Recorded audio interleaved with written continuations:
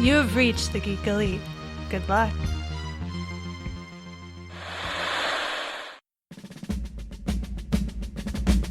In my lifetime, I expect to see 3, 4, perhaps even more women on the High Court bench.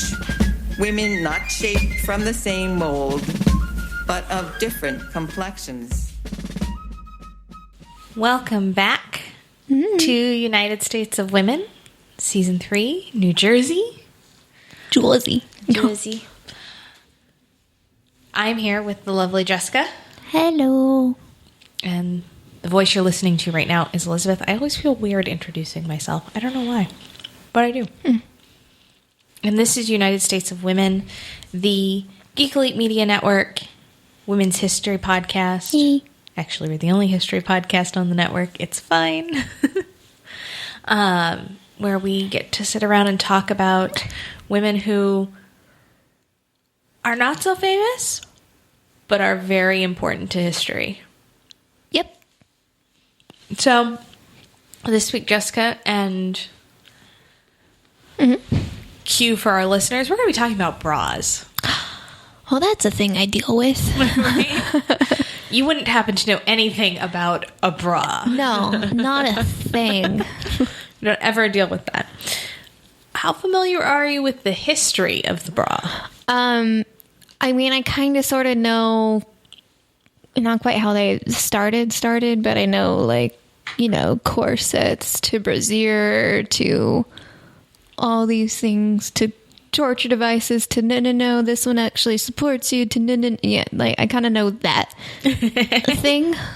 But That's fair. So actually, we're going to go all the way back to Greece, ancient Greece. Yep. For the first potential inkling of a bra. So in Homer's Iliad, the poet refers to Aphrodite's embroidered girdle. Okay. As being loosed from her breasts. So as opposed to, at least when I think of girdle, I think of the lower half. Yeah, it's like the bottom half of a corset from what? Yeah. This reference and additional references suggest that ancient Greek women would wear something that would be akin to a bra. Mm-hmm. Okay. But there's not a ton of evidence because obviously fabric doesn't last that long. No. There's considerably more evidence of use of the Roman sepulchrium, which is a garment that would support a woman's chest by, like, hooking it around her neck. That seems problematic. Slash, like, this weird crisscross of support, which is somewhat more similar to what we have today. Okay. But again, we're dealing mostly with writings and interpretations from statutes and paintings because the materials didn't last that long. The next reference to something that would be a bra actually has come from Lindbergh Castle in Austria. Ooh. And it was only discovered in 2008. Oh, well. So up until that time, we had no historical reference or guide to women's undergarments from Rome, the fall of Rome, until the introduction of the corset in the Victorian era. Yeah, there had to have been something in between those two eras. Right? So in 2008, 3,000 textile fragments were discovered during a renovation project in Lindbergh Castle in Austria. And among those were 4 lace-decorated undergarments. The first and the second one had kind of a high neck, almost pull-up kind of design that were sleeveless. The third had 2 broad shoulder straps with a possible back strap. So something similar to what we would have more now. modern, yeah. Yeah. And then the fourth would resemble what we'd call a long line bra. So like just dips way down and just kind of covers. So it just kind of gives like an underwire support type of thing? Exactly. But that's really the only reference we have for that entire time period. I mean, that really makes bras. a lot of sense when it comes to like history and women things in general. Starting in 1533 with Queen Catherine de Medici, we finally get references back to female undergarments in history. And this is the introduction of the corset. And Catherine de Medici is often credited with the creation of the invention of the corset.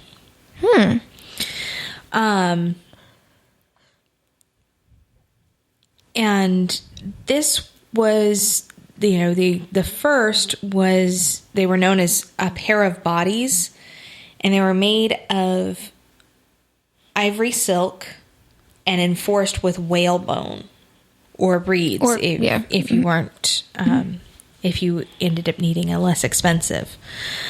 And this was pretty much the way it was until you get to the Victorian dress Reformation movement. Okay.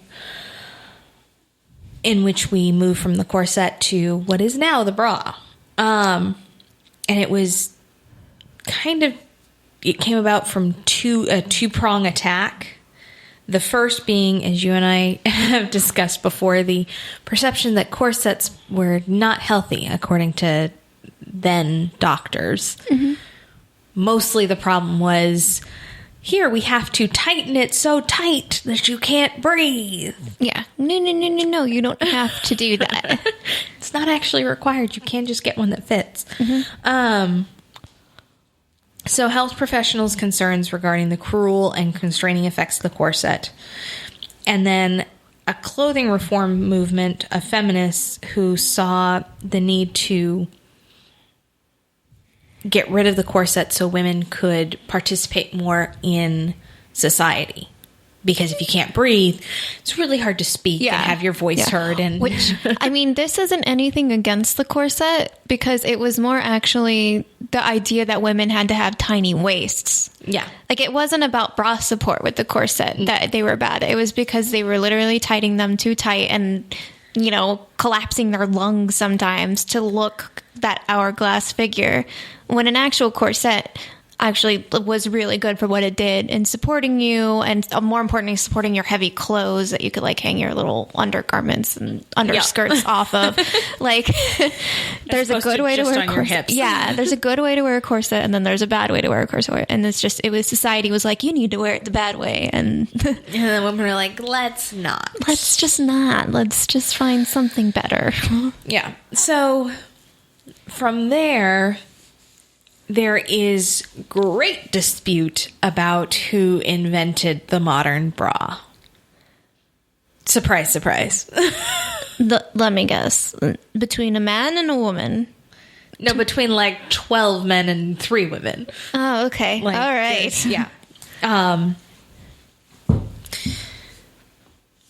So there is a patent. There are several patents, but the oldest push-up bra that we have... Ooh, push-up bra, okay. Yeah. The oldest push-up bra that we have in existence comes from the early 19th century, so the early 1800s.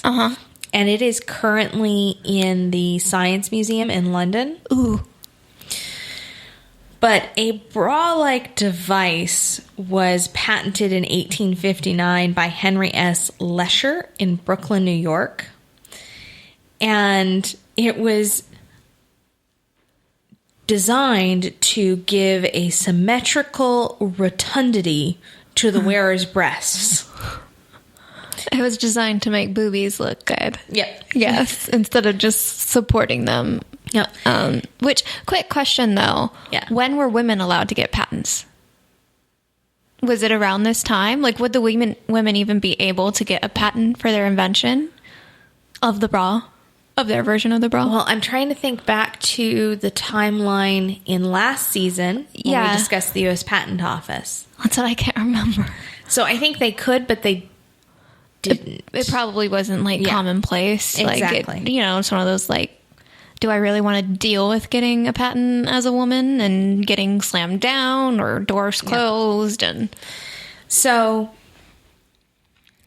well, and we'll get there because there are several pieces. So that was filed in 1859, and in 1863, a corset substitute was patented by Luman Chapman of Camden, New Jersey, which is often referred to as a proto-bra. And in 1876, a dressmaker, Olivia Flint, was granted 4 patents covering the true corset or the Flint waist, which was aimed at larger-chested women. And then in 1889, Hermine Cadol of France invented the first modern bra, at least according to Life magazine.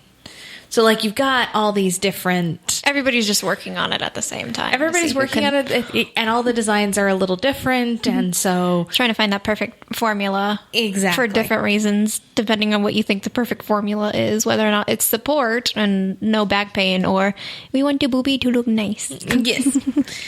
So, you got the first inklings of a bra in the mid to late 1800s. And then you turn to the 20th century in the early 1900s. And in the 1910s and in the 1920s, it became more prevalent to try and restrict the chest because you wanted a boyish look. Yeah, that was just a look. I mean, especially everybody knows that 1920s looks where it's those super tight dresses and you wanted to bondage them down because you can't have curves in those dresses. Exactly. And then also, I remember there's a specific movie, Thoroughly Modern Millie, in which she has a bust, and her problem was the necklaces wouldn't hang how they're supposed to hang straight because of her bust, and she hated it. So you get that to begin with. And this is when we get our woman with a dream who comes onto the scene, Ida Rosenthal. Okay. And we'll get into her story. Okay. But she and her business partner and her husband come along and essentially redesign the bra altogether. Ooh. And they noticed that the same bra didn't fit every woman. So they invested in and developed what they called bras for all ages. Okay. And it was designed because they actually were originally dressmakers. Her Ida Rosenthal's family were dressmakers, Cohen and Sons. Okay. And then they opened a dress shop. And as they were trying to sell dresses, the bras weren't making the dresses look good, so they basically reinvented the bra to sell more dresses, and then everybody loved their bras, so they quit doing dresses. But in any case, they took the shaping of the bandeau bra and enhanced the support, creating their company. And so they kind of shifted away from the flattening of the bust to accentuating and supporting the bust in the change. So from there, we get the word. So that was from then. Brassiere had been the word, but in the 1930s we switched to bra. And in the second, and then in the 1940s, you have the Second World War. And because women were now enlisted as nurses and secretaries and those kinds of things, you end up with the more standardized sizing because they need to be able to produce them for uniform quickly. And post that, you then get all of this, you get the start of all the different variations that we have, the push-up bra, the cone bra, the playing with different fabrics and materials and shapes and support versions, but the basic doesn't really change from then till now. Yep. So that's kind of the history of the bra that we all still have to suffer through. But the woman who dreamed, Ida Cohen Rosenthal. I want to turn to her. Ida was born Ida Rokovich. How would you pronounce it? Kirknovich? Kaganovich. And she was born in Rakha near Minsk, Russia. She was the oldest of 7 children, born to Abraham and Sarah Kaganovich. Her father was a scribe and her mother ran a small general store while she was growing up. As a girl, Ida was apprenticed as a dressmaker, and at the age of 16, she moved to Warsaw, where she worked and took classes in Russian and mathematics, basically to run her own company. Upon returning to Rakov, Ida met and fell in love with William Rosenthal, who would later become her husband. His father was a teacher and a collector of Hebrew books. Ida and William became heavily involved in the socialist movement in Russia, getting themselves into some deep trouble. In 1904, it became clear that William was going to be drafted to go fight in the Japan-Russo War. Ooh. Yeah. And to avoid that, Ida immigrated to the U.S. with William following right behind her. They landed in Hoboken, New Jersey, where Ida changed her maiden name to Cohen. She Americanized it. And she began to support herself as a dressmaker. Upon the rest of her family following in 1909, the Rosenthal Cohen clan set up Cohen and Sons, which still exists today. Yeah. Selling silverware, cut glass, and clocks. Ida married William in 1906, and in 1907, their first son was born, followed by their daughter 9 years later. In 1921, Ida entered into a partnership with End Bessett, who had a shop called Edna Frocks. ENID. I have no idea how to pronounce that. And they were a dress shop. So Ida and Indy? How is it? ENID. Anid? Anid? Yeah. Ida and Enid designed dresses along with William, and really Enid and William were the design half of the firm, and Ida ran the business side with her mathematics. Yeah.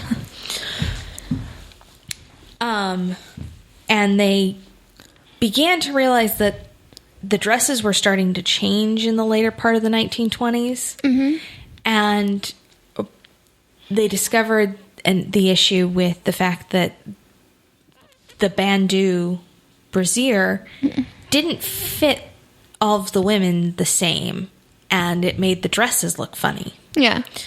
So Edney cut apart one of the bandeaus and then redesigned it for a fuller figure for one of their customers. they liked it so much that they ended up making those more regularly to sell with their dresses. So they sold them as coupled. You bought the bra and the brassiere and the dress together. Yeah. So that it would all fit. And from there, their customers began to not want the dress at all. They just wanted the bra sold separately. I just have the bra? Yeah. Can I just get the bra? And so the partners decided to establish the Maidenform Brassiere Company in 1930. Soon after that, Enid had to withdraw from the partner, had to retire because of health concerns. But the partnership continued. She was still considered a partner in the business. And in 1960, the company name was changed to Maidenform Inc. to conform with the trade name of the company's product. It's still here today. It is. Because I was going to look up, what did these bras look like? And it's like shop Maidenform. As low as $19. Yep. And it is run by Ida's daughter, Beatrice, today. I was going to get there. Sorry, I'm like jumping ahead because I'm like, I want to see pictures of these bras. And yeah. So the company grew more and more successful every year. And they ended up, by 1938, they had grossed annual earnings of more than $4.5 million. Wow. Yeah. In the late 1940s, Rosenthal, along with an ad maker, a copywriter for New York, created the slogan and the now famous "I Dreamed" ads that were all in terms of "I dreamed I went shopping in my Maidenform bra." Oh, and it featured women in less traditional roles, and basically kind of played the Maidenform bra, gave you the freedom to do all those things because it fit whatever your figure was. During the late 1930s and the 1940s and 50s, William Rosenthal served as president and Ida served as CFO. But William died in 1958, and Ida became president of the company. A year later, she became chair of the board, and her then son-in-law, Joseph Coleman, took over the presidency. From there, while all of this is going on, Ida and William were heavily involved in the Jewish community in the area. So during this time, there were several other adaptations that they made to the bra. For instance, William invented the standard for cup sizes that we still use today for all the different bras. And Ida, in 1942, Ida received a patent for the adjustable fastener. Ooh. Right? Super helpful.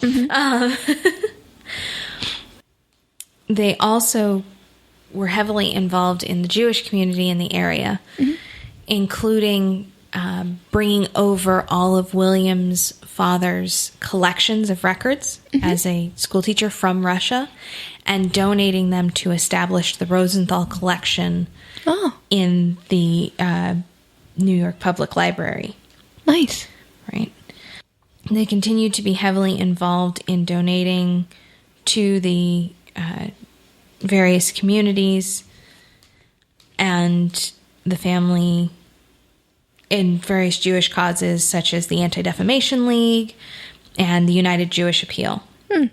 They established a foundation about 10 years later that ensured a librarian would be paid to care for the Rosenthal collection that they had put together for the New York University. In 1943, they established Camp Lewis for the Boy Scouts of America in memory of their son who had died in 1930. Right.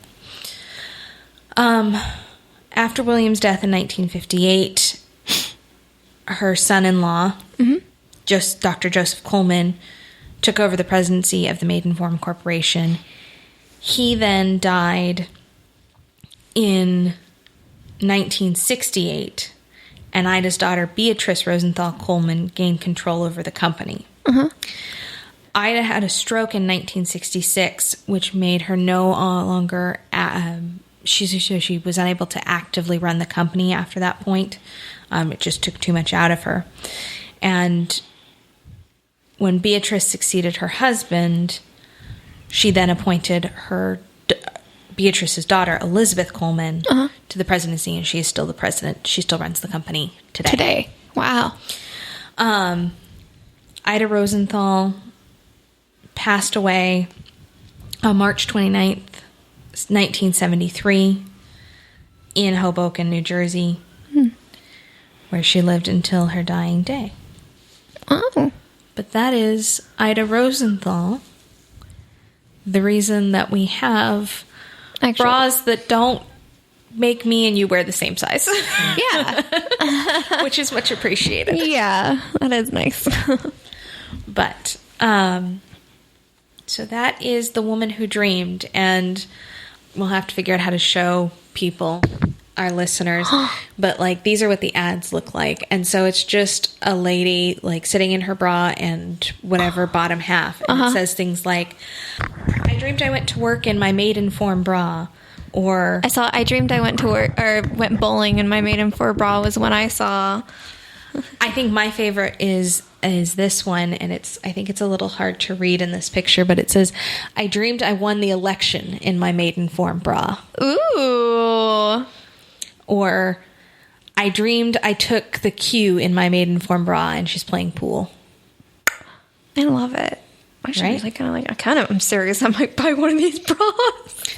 Or like this one, she's on a wrecking ball, like for building a taking down a skyscraper. Oh gosh. And it says, I dreamed I got a lift in my maiden form bra. Or playing off the Cowboys, I dreamed I was wanted in my maiden form bra, and it's a wanted poster. Oh my gosh.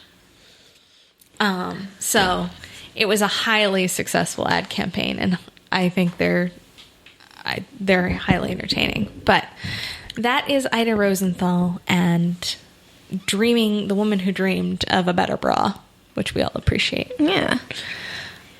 So Jessica, where can people find you at to discuss the advantages of corsets? You can find me on Twitter as JM Bailey Writes. Yeah, let me know your opinion on the corset and if we should bring it back or not.